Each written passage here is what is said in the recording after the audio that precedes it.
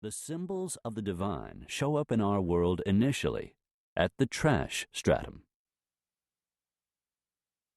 The self-help book was one of the great success stories of the 20th century. The exact number purchased is impossible to calculate, but this selection of 50 classics alone has sold over 150 million copies between them. And if we consider the thousands of other titles, the final number would run to more than 500 million. The idea of self-help is nothing new, but only in the 20th century did it become a mass phenomenon. Books like How to Win Friends and Influence People, 1936, and The Power of Positive Thinking, 1952, were bought by ordinary people desperate to make something of their lives and willing to believe that the secrets of success could be found in a paperback. Maybe the genre took on its lowbrow image because the books were so readily available, promised so much, and contained ideas that you were unlikely to hear from a professor or a minister. Whatever the image, people obviously had a new source of life guidance, and they loved it. For once, we were not being told what we couldn't do, but only that we should shoot for the stars. A self-help book can be your best friend and champion, expressing faith in your essential greatness and beauty that is sometimes hard to get from another person. Because of its emphasis on following your star and believing that your thoughts can remake your world, a better name for self-help writing might be the literature of possibility. Many people are amazed that the self-help sections in bookstores are so huge. For the rest of us, there is no mystery. Whatever recognizes our right to dream, then shows us how to make the dream a reality, is powerful and valuable. The books.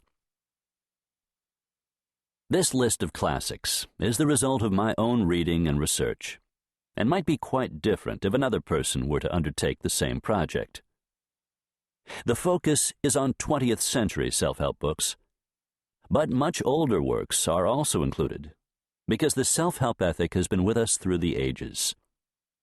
The Bible, the Bhagavad-Gita, Marcus Aurelius's Meditations, and Benjamin Franklin's autobiography are examples of works that may not have been thought of as self-help before, but I hope I can argue the case for their inclusion. Most of the contemporary writers are American, and while this may seem like cultural imperialism, in reality, self-help values are universal. There are a number of strands to self-help that offer specific guidance, for example, on relationships, diet, selling, or self-esteem. But the books covered here relate to the broader personal development aims of self-knowledge and increasing happiness.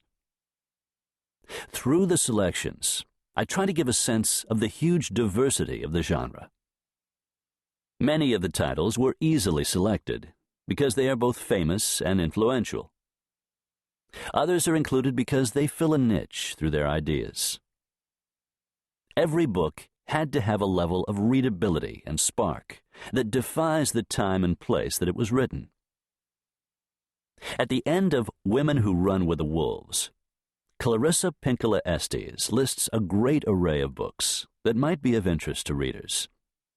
She asks, how do they go together? What can one lend the other? Compare, see what happens. Some combinations are bomb materials. Some create seed stock. The same could be said of the self-help classics. However, to help draw out some themes, I have grouped the works into areas that may help you find what you are after. Over to you. From Carl Gustav Jung. In the last analysis, the essential thing is the life of the individual. This alone makes history.